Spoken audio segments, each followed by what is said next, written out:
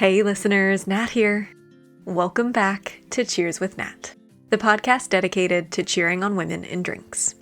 In our final throwback episode, we're catching up with another Beer with Nat guest from Season 2, who I first chatted with in June 2019.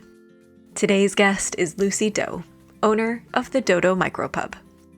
We'll start by hearing what Lucy has been up to over the past 7 years, then we'll revisit our original conversation. For these intros, I've asked each guest to share what's changed since we last chatted, what keeps them grounded outside of work, and who they might like to share a drink with. Let's listen in. Hi Nat. Gosh, we originally spoke in 2019, so trying to consider how my career has changed since then feels like a lot. Lots of hugely challenging years to cover right there. Obviously 2020, the pandemic, that was 2 incredibly stressful years of not being able to fully operate as a pub. Pleased to survive. We survived that. We're actually still standing. The Dodo Micropub is still here. I'm still the owner of an independent pub, supporting independent beer and breweries. The community is still here, still going strong. In fact, when I found myself in a bit of a hole last year, unable to afford a painter and decorator for a scheduled refurb due to a rather weak winter trading period and an accidental larger tax bill than I had anticipated, it was the Hanwell Massive that rallied around and volunteered their spare time in a bleak January to completely do up and repaint the pub. So our new extra cosy vibe that you now see in 2026 is actually all down to them and their hard work. That's community for you, people power, human connection, still very much a strong theme in the business. I guess the bigger challenge in the career was actually navigating out of the pandemic. The 4 years that followed were arguably tougher than the actual pandemic itself. And things, unless you live under a rock, you know that the hospitality industry is not in a good state currently. So my career focus has changed to probably be less interesting, if I'm honest, and more firefighting and lots more pivoting and resilience just to try and figure out how to navigate all of the challenges that continue. So I've had to battle finances harder, if I'm very honest, than I ever did in the early years. And we do way more outside of the Dodo events now. Lots of pop-ups have happened since 2019. Our biggest was in Pittshanger Manor in Ealing Broadway. We launched our own beer festivals. We've parted ways with beer festivals. We co-hosted the West London Beer and Wine Fest last year on a car park rooftop in Brentford. There were supercars, beers, wine, food, music. Like these sort of big festival type events are more of a regular occurrence now as a means to, I guess, added an additional revenue stream to what we do in the micropub. And from a brand perspective, we continue to grow, which is the positive, the massive positive out of all of this challenge period. More awards on a national hospitality industry-wide level. Recognition has got wider, which is always an honour. Spoken as a hospitality leader on 2 separate occasions, one as a change maker at Peach, another time as a rising star at UK Hospitality, and been in the media a lot, using my voice to support the passion behind keeping hospitality alive. So Radio 5, Radio 2, ITV News multiple times, as a weird mouthpiece for the industry. So I guess the best way to wrap up how things have changed is we survived and we're still here, and that's a huge honour. Things I do outside of work that keep me grounded, really mundane things like spending time with the dog. I did have 2 dogs. Sadly, I lost 1 dog at the end of last year. Going for walks, looking for mushrooms, especially in the autumn, not in a cool, psychedelic, trippy kind of way, just in a I marvel at nature kind of way. And sitting in the quiet, I've really learnt to appreciate the peace and quiet, probably because when you're in the pub and it's chatting and people non-stop, the dead silence and the peace of your home is an absolute luxury. I will add, and not just because it sounds like it's on brand, but eating out, treating myself to like a really nice meal or drinking out is still one of my life's greatest pleasures, not just because I want to support hospitality. And sometimes it is a busman's holiday, but I blooming love it. That's probably where most of my money goes to. The person I would most like to share a drink with, I think I quoted/misquoted her in our podcast, in fact, is Dr. Maya Angelou. What an absolutely phenomenal woman. Congrats on making it through the pandemic, Lucy, and the many challenging years that have followed. It's amazing to hear how strong your local community is. And now, listeners, you're about to hear how Lucy built that community. Returning to our original recording from June 2019, Lucy shares what a micropub is and why she decided to open one. She also reflects on some of her key learnings over the years, the advice she wished she had when she first started out, and a whole lot more. It's time for a Cheers and a Chat with Lucy Doe. Here she is. So I should probably say, disclaimer, I am a cask ale focused pub, but we are not drinking a cask ale today because you told me we're outside of service hours as well, so true. I don't want to make you work extra hard.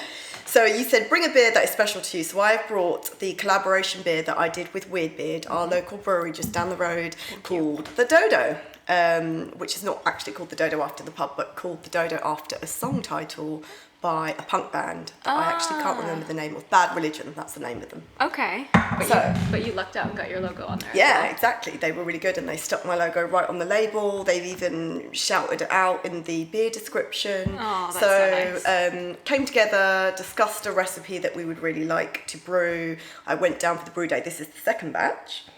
And I just wanted to create something that I knew people who came in here frequently would absolutely smash. And it has transpired that it's become a really commercially successful beer for Weirdbeard as well, which is like amazing. That's exactly what you want. Yeah. So good for them and good for me, like an honour to be brewing with them. Yeah, it's lovely and fruity on the nose. Very fruity. Oh yeah, that's really good. Thank you. Especially for a nice sort of humid summer day today. Perfect. Well, I will drink plenty of this as I ask you loads of questions. So you are the owner of the Dodo Micropub, where we are sat here today in Hanwell in southwest London. My first question is probably a silly one, so we'll get it out of the way early. What is the difference between a micropub and a regular pub? And then let me know what inspired you to open one. So the main difference between a micropub versus a big pub is it's very stripped back. So no TVs, no electronic distractions. The main form of entertainment is conversation. Nice. So the tables are set out around the periphery of the pub, so people are facing each other. They're kind of forced to talk to each other, whether they like it or not. The tables are quite high, which means that if you're standing up next to somebody sitting down, your eye level. You're still engaged. Exactly. Okay. So it's all about conversation flow, rotating beers constantly. So we don't have a house beer at all. We've had the Dodo on quite a lot, but we don't have a house around. beer. So people come in every week and can try different beers every week. That is the main difference. No food offering is probably the main thing that people notice when they come in here as well. It's all about the beer and the chat. Yeah, exactly. And what made you want to open up your own micropub? I always knew I wanted to be my own boss. So before I opened up the micropub, I spent like over 14 years in marketing for publishing companies, etc. And just started to get a bit tired of that, but knew I wanted to do something. I didn't know what it was. I went to a micropub in Kent and I just fell in love with the concept. Like, you know, the owner of that micropub spent time with me talking about the concept, just as I've done now. Introduced me to some of the locals, you know, spent time just explaining what it was all about. And I was like, wow, why aren't there micropubs in West London where I live? Surely this is a thing that is going to work. So, that's what inspired me to do it. Yeah. So what does your day-to-day look like as a micropub owner? I can't imagine that any day is the same, but what are some of the things that you get up to in running your business? Today and yesterday are like not in the pub days for me. So they're business admin days, I call them. They're quite boring. So it's just me and my dog, and it's spreadsheets. Yep. It's invoices. It's making sure people are paid on time. It's looking at staffing. It's beer ordering and those really mundane tasks that you have to do if you own your own business. And then pub days are obviously more fun because it's all dependent on who comes through your door. So very consumer facing. You get to engage with everyone that comes in. Exactly, yeah. Take me back. What were you doing before you decided to open the Dodo? You said you were working in marketing for 14 years. Yeah. So what did that look like? What did you think your career path was? Well, I love marketing. Like, you know, I still enjoy that aspect of running my own business, is having to do the marketing myself, which is great. And you're very good at it. We'll talk about your Instagram later on. Thank you. I like to think that I've still got it. But right. You did it for long enough. I'd like to think that as well. I just stopped enjoying being part of the corporate world, if I'm very honest. I set up the Micropub because I wanted to be more authentically me, which sounds really wanky, but is probably the truth. Like, I hated going into work on the 9-to-5 office and then putting the smart clothes on and doing the fake thing and sitting in the big boardroom, and that just became tiring. Tiring. So I thought, okay, well, the next step is obviously going to be to own my own business, and then it's freedom, and, you know, I'm working for myself and it's much more rewarding. And I assumed I would become a marketing consultant because that's all the skills that I had.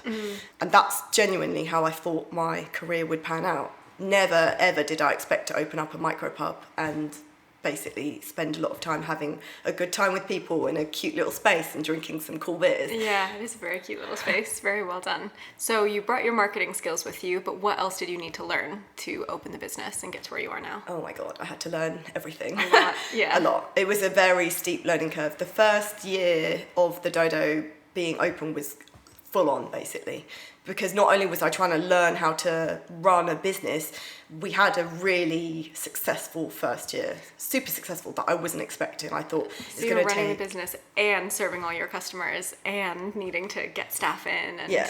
And actually, I didn't get staff in the first year because I was so unconfident in how the first year actually looked, because I didn't know whether I was doing well or not. I knew it was busy and I knew it was exciting, but having never run a business before, I was like, I don't know if it is actually that successful. And I didn't have people to go... Well, I did. I had a mentor, actually, for the first year, but I was just so busy day to day running this place that I never really got to catch up with him as much as I would like to. And he would always say, yeah, you're doing great, but you need to beware about X, Y, and Z. And it just never happened. I just continued going full pelt and just working myself into the ground, if I'm honest, in the first year. Yeah. And so I've read that you did take a bit of time now in your second year to take a breather, take a step back, look at the pub from the outside as opposed to from the inside. Yeah. So how were you able to carve out time for that, and what have you learned differently? I think I was forced to carve out time. So the first year was manic, as I said, and I got to the end of my first year and I was like burnt out. I was running on adrenaline, like everything, you know, was just good because it was way more successful in the first year than I ever imagined it to be. So I was forced into taking time out. I had like a hip injury. I think mentally I was done as well. You really did do yourself in. Yeah, really bad. So anybody thinking of opening up their own business, I would say try to listen to like the manic first year and take a time out before you hit that point where you're like, okay, I'm forced into this. There's no option. I had to stop. And luckily I did find people who would take on sort of the week and a bit out that I had when I was like, oh, I can't move, I'm in a lot of pain here, guys. And then went to physiotherapy, got myself better, and came back fighting fit. Then employed staff because I was like, I can't work. Get back to that place again. Yeah, exactly. Can't go back to that place. And realistically, the first year it could have been a fluke because we were the new business in town. So how do I make the second year not a fluke? So I need the time out of the business, so I'm working on it to make sure that I am marketing it, which I never felt like I did in my first year. And I am listening to customers a bit more and finding out what they want from the Dodo rather than me just throwing out, 5 cast girls constantly. Yeah, it's fine, it's working, I don't need to worry about it. Like, I've always wanted to work with the community that comes in this place. Yeah. So I read that you just did an interview with Virgin Startup, and you had gone to them to get some support from them to get the business going. Yeah. What was that process like of writing a business plan, of seeking out a loan, and turning it into the place that you've got now? You mentioned you had a mentor. Yes. How did you go about those steps? The mentor came with the Virgin Startup loan. So obviously, opening up a physical premises is an expensive thing. So down to the licensing, redoing the space. Yeah, it was expensive. So I had redundancy money from my last full-time role that I was in because I was made redundant. So I took that money. I had savings, and then I still didn't have enough. So I had to go to somebody to try and help me with my business. Make this happen, Yeah. And I knew that Virgin Startup probably were the right fit because of the culture that they create in terms of supporting startups, etc. They have a lot of food startups as well. So I thought, okay, maybe they're going to get the concept. They're not going to be like, oh, you're opening up a community focused pub, like what's the point? It's not different from anybody else. The process was long. Writing a business plan for the first time is not an easy thing, and numbers, if I'm very honest, is not my strong point. So then to have somebody, they would unpick the business plan over several months and ask me what felt like 101 questions. But obviously they're securing their investment in what I'm trying to do. They're only making you a better business Exactly, for it. yeah. And they made sure that I had everything business setup wise in the right order. So they were like, you go and find the premises first, come back with us with the terms of agreement, and then we'll talk about the next stage. So I did that, and then they're like, okay, now you need to go and get your license and secure this, and then we'll talk about releasing this funding to you. That's great. Yeah. Because it can seem so daunting just waking up one day and saying, right, I'm going to do this, I want to have a micropub, to then break it down to all those little steps. Yeah. Actually, someone's just telling you, put this foot in front of the other. Exactly, Here's yeah. how you get there. And they were invaluable at doing that. So they give you a business advisor during the business planning, the financial planning stage before you actually get the funding. And then as soon as I got the funding, they gave me a mentor for the first year. Great guy called David Franks. He wasn't in the industry, but he was food industry. And he was like exactly what I needed in my first year when I had no idea what the hell was going on. And I just felt really unsure about what I was doing as a new business owner. He was like, no, we'd go into a meeting and he'd be like, oh, you're operating at X% profit and you're doing this, this and this, and it looks like you'll be hitting this. And I just I don't understand where he's got these figures from. Yeah. But it makes me feel better that I'm doing the right job. And that was great. Do you feel like you can do those things now on your own? Can you look at that spreadsheet and understand profit and loss? I can do them more, definitely do them more. Yeah, I feel more comfortable, but actually any of the financial side of my business I still outsource because it's just not my strong point. It takes me 5 hours compared to somebody who might do it in 45 minutes. Who knows how to run a spreadsheet. Yeah. You've got the vision and the marketing side and the customer engagement side of things. What do you feel are your strengths versus weaknesses in running the business? Good question. Strengths are... Again, I don't know. Sometimes I say this as an answer and I'm not sure whether it comes across correctly. My strength is that I really care. Like, I actually give a shit. Yeah, it's your business, of course. It's my business. Your brand and your idea. Yeah. I built it. I care that people are having a good time. I care that it's a community-focused space. I care that people want to come in here and spread kindness and be happy. And that sounds really like a wishy-washy kind of goal, but I would say that's my main strength. And I'm relentless, so I blooming well work hard to make sure that it's operating like that. Yeah. Weaknesses, obviously, as I just said, finance is terrible. Yeah, it's not my strong suit either. Really, really bad. Again, like from my first year experience of having to then force and take a time out is not knowing really when to put the brakes on and to stop is probably a weakness. But I think that's something that anyone who starts a business has a difficult time with. It's yours, your baby. Having to hand that over to someone else to potentially run the day-to-day of things is quite a challenge to relinquish the control and make sure you've got someone you trust. Yeah, so actually, but the guys that work with me, this is another strength I would say, is I've always purposely hired people that have got way more personality than me. So they come into this room and they are like 110% better than I am with people. So I know when I leave them to it and they're operating the dodo when I'm not here, that people are engaged and they love the guys that I've left in charge of the pub. So Well, it does come across very clearly just looking at your website and looking at your social media, particularly on your Instagram, that you talk a lot about who your team is, encouraging people to come in and say hello, telling your own story as to how you started the business and why you're here. Why is creating a sense of community important to you? I understand it's part of a micropub in the broader concept, but for you specifically, why is that your, main motivator? It's just simply about human simplicity, human connection. Moving away from the corporate world was always about being successful, was being happy with who I am and what I've created. And that's why I wanted it to be a community. I wanted people to not feel lonely. So I want people to be able to come in here on their own and make friends. I love that people make friends in here, like genuinely love that. It's just heartwarming. Like, why wouldn't you want to be a bit kinder or a bit nicer or leave a place where you've spent a couple of hours feeling a bit better about things in general? I just think a lot of spaces are missing. And it's particularly kind of like, in this day and age too, when we're all just glued to our phones. Exactly. Or there's a way to connect with someone not in front of you physically, but you lose something. Yeah, it's human connection. It's that interaction that you can't, that magic that you can't buy and sell, really. Like, to create a community in West London as well is quite a main feat. Like, West London is not the part of London that traditionally people think about community. It's, it's a bit posh, some people might say, or like, suburban, and people keep themselves to themselves and they don't want to connect. But actually, it was important to create the opposite of that and to show people, actually, when you do invest a little bit of energy and time, then you can get way more back. Mm-hmm. And why the beer? Was it because it brings people in? Did you have a love of beer? Why a pub over a cafe or a restaurant or some other sort of community space?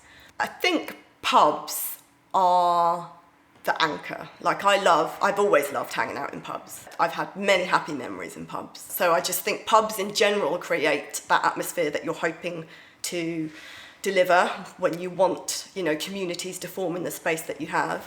And beer is just a fun, not very serious drink, right? It's not cocktails, it's not fancy, it's not wine, it's not like, levels of education before you're an expert. And it's very, it kind of fits with the micropub ethos, like unpretentious, welcoming, warm, like pull up a chair, grab a beer, chat rubbish, and have a good time. There's one for everyone as well. Yeah, in exactly. that sense, there is a load of variety. And you can find the one that suits you best, or you chat to your neighbor and say, oh, what are you drinking? And why did you pick that beer? And then there's that instant connection and something to bond over. Yeah, I did specifically choose real ale over other formats, although we do have bottles, cans, etc. Because the more I hung out in real ale spaces, they were just, like, the patrons were just really sensible and like a different demographic, and I thought as maybe maybe it would bring a different dynamic to the pub, having just pure real ale focus. Okay, and of course you don't have a version of this with kegged beers only to have that comparison, but has it brought in the type of crowd that you expected to attract? It's brought in a younger crowd, if I'm honest. So I always thought, when I first opened, I was like, so I'm a real ale pub and my market is going to be 60 plus, majority male. And it's been a pleasant surprise to see a mix of everybody in here. So ages are, the age range is slightly older, I would say, than your average kind of big lager sort of pub. So it's like 30 plus, I would say. Slightly more majority male, but a mix of people and a mix of groups, partners, and people who just come in on their own. It's been surprising, and a lot of young people as well. Loads and loads of young people, which I never expected. I guess too, it's partly you want to attract the local community, but do you find that a lot of people travel to come to you as well? Yeah, we have, it's majority local community that come in here, but we have a lot of what I call beer tourists. So if we've got a particular cask on, you'll get a crowd of people coming in because they want to try that beer. Yeah. Beer tickers often come in as well, and a lot of camera guys come in their groups, so we might get like a camera group from Norwich come down one afternoon or something like that. Oh, that's great, doing a little tour of the micropubs and things. So let's talk a bit about your marketing, since that was your strength. How do you get the word out about the pub? I've only ever focused on social media marketing. A, because it's a social space, so it felt like the natural channel. B, because it's free. And I'm a small business and I don't have loads of money. So you can do it yourself from your phone while you're in the space. Exactly. And being a small business and having to be a lot of the time at the forefront of the business, because it's your business and you're projecting that culture and creating that brand, it just seemed easier for me to just focus on social media, where it's a lot more personal, where I can show up and, hey guys, this is what's going on at the moment, these are the challenges I'm facing, come with me on this journey. And this year has been the only year that I've actually spent money on marketing, which is incredible, 2.5 years in. Yeah. So we've done like a postcard, like a flyer that went to notify the neighbours and to things all like of that. the local community, and I had a new website, like photography, full website design, etc. done. Photography's beautiful. Go check out the website and social media. What's your social media? So you can find me at the Dodo Micropub. Okay, perfect. Yeah, go look at it, because it's definitely, you come across very authentically in all of the marketing. And it's great, because that's, again, as we were saying earlier, sort of people don't buy what you do, they buy why you do it. And if you're there to tell your story, then it's so much easier for people to connect with it right away. Yeah. And I think It's funny because people tell me that they connect with that side of things as well, and it's an honour to hear it from them. It means that something's going right in general in terms of marketing. Yeah. Well, definitely something is going right because you've won quite a few awards. Yes.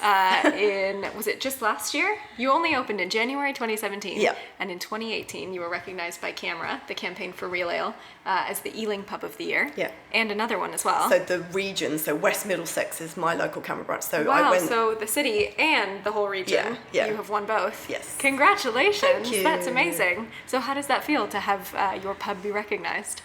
It was a surprise, if I'm really honest, because I'd only been open, I think, 14-ish months when that award came about. And although I opened up a real ale pub, I'm not traditionally your typical real ale pub. You know, we've had lots of feedback from Camera members and things that they don't enjoy about the Dodo. Oh, really? Yeah. Okay. Because they're quite vocal, and that's fine. They do and I have like opinions. Yeah, and I like to listen to what. And last year we did a research piece with patrons to listen about what they didn't like about the Dodo, because I never wanted to just be like, we're doing fine, we don't need to worry about it. But it was a surprise, and it forced me to realise the success that I had as well, because I'm so relentless in my day-to-day. I don't really stop and go forward and never looking back. Yeah, exactly. And it was nice to see people celebrate that with me as well. Yeah.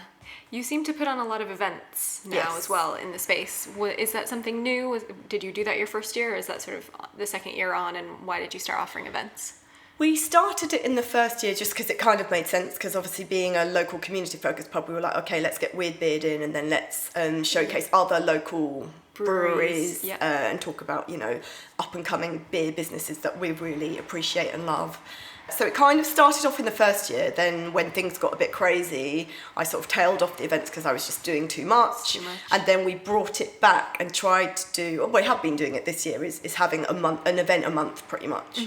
So we have little things in the background, like Free Cheese Board Sunday is the first Sunday of every month. Oh, I'll come back for that. That sounds good. It's fun. And then we do like a doodle at the Dodo. So the local artist that did all the artwork for the Dodo, she kindly donated all this artwork that you will see if you come into the Dodo. She does illustrations as well. So Tuesday night, it's the first Tuesday of every month, is tonight.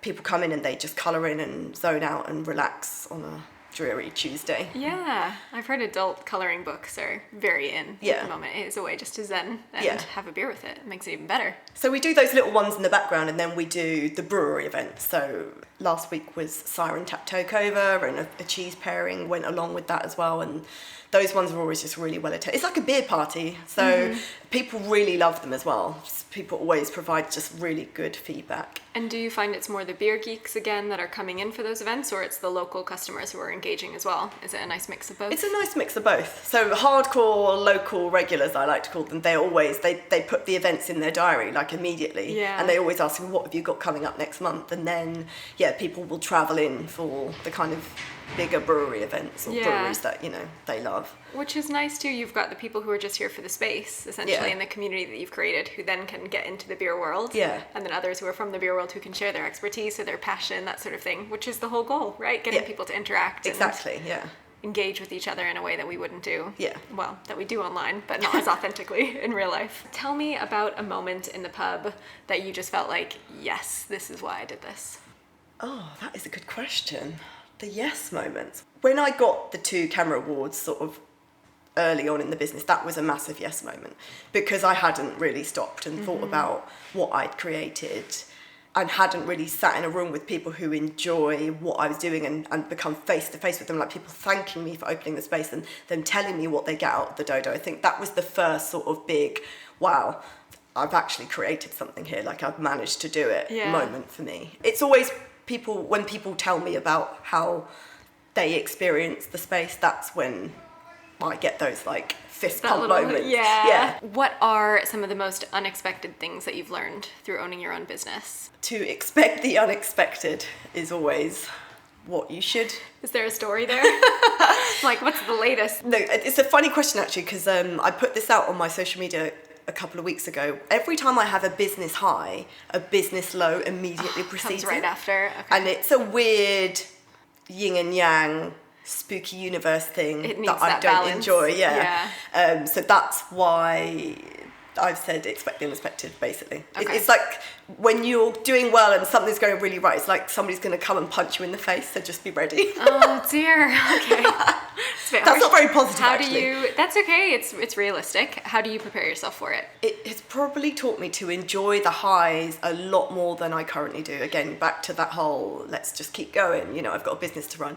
Knowing that the next high I have is probably going to be preceded by a massive low, as it normally is, it will teach me to enjoy the big highs, take it in, take stock, way more than I probably currently do. What advice do you have for other people who are looking to open their own business, whether it's a pub, micropub or not, or about people getting into the beer industry? I always say to people, talk to somebody who's already doing what you're doing. Like, I have a lot of people come to me going, oh, I want to open up this craft beer space, or I want to open up a micropub. And that's great, because I will spend time talking to them. It's free, why wouldn't I? And I want to see more fun beer businesses out there. I wish I'd just done way more of that before the Dodo was even a thing, just going to more kind of micropub or beery spaces and just talking to owners, you know, business people, bar managers, etc. Just to absorb the knowledge. So just learn from other people. Never be afraid to ask questions. And do you feel like most people would give you that time? You're very kindly giving it to other people, but you think if you were to ask anyone, they would give you a bit of their time for some advice and some chat? Especially massively in the micropub community in particular. So I did spend a lot of time with micropubs before I got up and running, and they would. One guy actually, he doesn't own it anymore. He sold his business, but Nick, who used to own the Brooksteed Ale House in Worthing, he was like, "Come down for the afternoon. We'll spend a couple of hours talking about the startup process, everything you need to do, and then if you want to do bar work, you know, in the evening with me." And just for him, giving me a whole afternoon out of his busy schedule, plus then letting me, having never really poured a pint before, come and help him on a Thursday night. And be so encouraging about like my idea as well. Just, it was a massive confidence boost. Yeah, oh, that's really kind. And then you pay that community forward by creating it here. Exactly. How did you get that pub experience to learn not only how to run your own bar and to prepare your cellar, but to train your staff to do it as well? Just again through talking to other micropub owners, learning from them. It's not rocket science. Like, I know sometimes in the Twitter sphere, there's often a lot of talk about cask scale. It's really hard to keep, and you know you need to know what you're doing. It's not that hard at all. Like, it really winds me up when people are like, it's really hard. It's like, it's not. Like, I learn off the internet, off other people. They passed on their knowledge, I pass on that knowledge. You know, it's just keeping things clean and appreciating the product that's come in. That's all it is. I asked that exact question of Annabelle Smith, who's on the episode prior, as she is a beer educator and a beer sommelier, and her specific focus is on cask. And I said that same thing. Why is cask beer so difficult to keep? And she just said, it's not. Yeah. You just need to learn how to do it. It's like learning how to drive a car. Exactly. At first, it's so many things to think about. It's quite intimidating. But once you learn how to do it, you don't need to think anymore. You know what you're doing. Exactly. All right, so we need to change that conversation. And just say it's not a difficult product to keep once you learn how to do it. And it's all about enjoying it. And like you said, passing on the right experience to your customers. So why the Dodo? What's the story behind the name? So it's a 2-part series on why we called it the Dodo. So my surname is Doe, so it's a nod to the family name, just because my dad is the original gangster and he is a massive inspiration and entrepreneurial at heart. So I remember one day when I was a bit fed up with work, we just had this frank conversation, and you know, he's like, he basically planted the seed in my head. He was like, you know, you can do whatever you want to be doing, Lucy. One day you might open up your own business. And I thought, wow, I never really thought about that actually, but thanks, Dad. And then like trundled off, having eaten amazing Vietnamese food and thinking, oh, my dad's supporting me in this. Maybe I will go and open up my own business one day. So part of a nod to the family name. My dad's a big beer drinker, so he's not a social beer drinker though, but I think he quite likes the fact that it's called the Dodo for that reason. And then partly because of what micropubs are doing. So micropubs are like pubs used to be back in the day, when local communities would basically go to that one local pub and find out all the local gossip and connect with each other and keep the community going. So it's a nod to something that doesn't really exist anymore, like micropubs are trying to bring that old school concept back. Where it's a space to connect. Yeah. Oh, that's really cool. I like that. It's a very good story. And there's lots of Dodo motifs all around the pub as well. So what's next for the Dodo? Good question. So first year I was always like, I want multiple sites. Like that was always my vision. Like I'm going to build a community and then I'm going to replicate this community situation somewhere else. Yeah. Like, you know, we should be concentrating on building communities out there. And then basically this year is more about slowing down and almost taking a step back and focusing really hard on what I'm doing with current number one.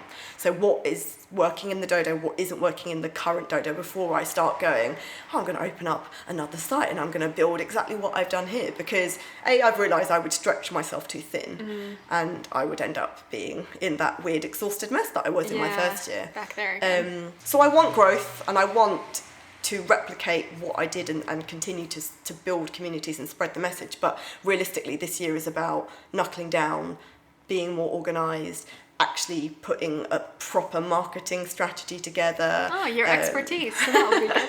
Continue to build the brand that exists currently, concentrating on keeping the local community happy, and then when it's nailed, then it's on to the next bigger project. Growing from there. Yeah. So speaking of taking a bit of time away, do you have much time outside of the beer industry, or are you still very focused on the business? Do you ever get a little bit of a break, or when you do, what do you do with your time? I do have time away from the business, which is a luxury, because I know a lot of other small business owners don't have that luxury in the first couple of years they're going. But You did definitely overdo it your first year by the sound of things, so you're just clawing some back the second year. But I do spend a lot of time in the industry, whether it's hanging out with beer people or just going to a pub, or even when I'm enjoying, like I love food, like my other passion is food. Even if I'm just going out for a meal, I'm still constantly like, oh, well, they've done it like this, or isn't that a good idea? Yeah. So I'm never not on, but I've made a very conscious effort this year to step away from the beer industry a little bit this year and go into wider kind of entrepreneurial communities and communities that are important to me. So like female business communities, I've spent a lot more time in. So I've joined an online female business community called The Coven and hang out there online with them and try and connect with other female entrepreneurs, plus go to like female entrepreneur kind of networking events, just because it's nice to sometimes step out of the industry and get inspiration from elsewhere, not just beer. Yeah, with people who are in a similar role to you, but in a very different business. Yeah. Do you have any challenges you feel as a female business owner that you wouldn't have if you were running the business in the beer industry as a man? Yeah, because there's always the unfortunate underlying sexism that I'm sure lots of women on the podcast have mentioned. So, for example, before the Dodo got up and running, I had a meeting with the local police about the idea, and they flat out told me, we have to be seen to be objecting to what you're doing because you're a female opening up a licensed premise. And I was like, wow, that's deep. Like, you literally no holds bars. Like, that is the reason why you are objecting to this place up and running, getting up and running. And I just had to take it on the chin and then go, do you know what? I'm going to take that and I'm going to prove every single person wrong. Every one of you like, wrong. Do not doubt women oh my goodness. in general, and do not doubt this woman in particular. My face isn't captured on the podcast, but I ran out of words there. I can't believe they actually said that. Yeah. But if a man had have come to them with the same proposition, it would have been no problem. Yeah. They were objecting simply because you were a woman. Yeah, and to be told that in, plain English, no black uncertain and white. terms. Yeah, you're just like, oh, okay, well, the only step is to keep moving forward with it. Show them that I've got exactly the skills that are required to be able to run a sensible premise. So there are challenges, and you can't deny that, and that is a hard core example of the female challenge out there. Yeah, just how many steps back we are before we've even gotten started. And I've had to write a blog post about conversations not to have in the micropub space, because actually it didn't happen to me, but a few instances with a female member of staff that I employed were a bit uncomfortable, and I just thought, well, I'm not having this. Like, don't make my staff uncomfortable. Like, that's just wrong. And they wouldn't be doing it to me, because then it's a power play thing. Because I'm the owner of the business, you won't say these things to my face. But because she's not the owner, she is employed by me, you feel like you can say these really inappropriate things to her, and that was absolutely not on. So there are challenges, but they're just wider society challenges that we all just have to, I guess, stand up to and be a bit more confident about going, do you know what, that's really not on. Yeah, and I can do this just like anyone else can. Final question, what do you enjoy most about being a part of the beer industry? I love the general niceness that comes with being in the beer industry. So before I knew what I was going to do, I was like, oh, I love beer people. Like they're pretty cool. They're like, pretty relaxed. It's a community, actually. That's probably the best way to put it. It's definitely community over competition. Like if I've got a problem, I might go to another pub, and they're not like, get out of our faces, Lucy. Like, we're not discussing this with you. They're like, oh, don't worry about it.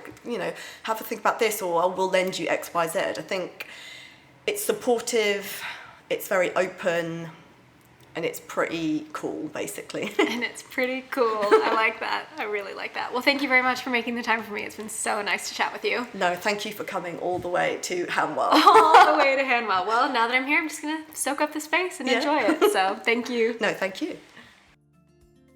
As always, Lucy, your insight and honesty are so greatly appreciated. And with that, we are officially closing the vault for now. There are plenty more Beer with Nat guests still to hear from, but we'll dip back into the archives another time. Starting next week, I'm excited to bring you some brand new conversations with 4 amazing women in drinks from New York City. If you're enjoying the show, please do share it with a friend. And if you're on Substack, go check out my page. I gave it a little refresh over the weekend, and I'm really liking how it's shaping up. Be sure to hit subscribe while you're there too, as I've got some new posts coming up that you do not want to miss. Thanks, as always, for listening. Cheers.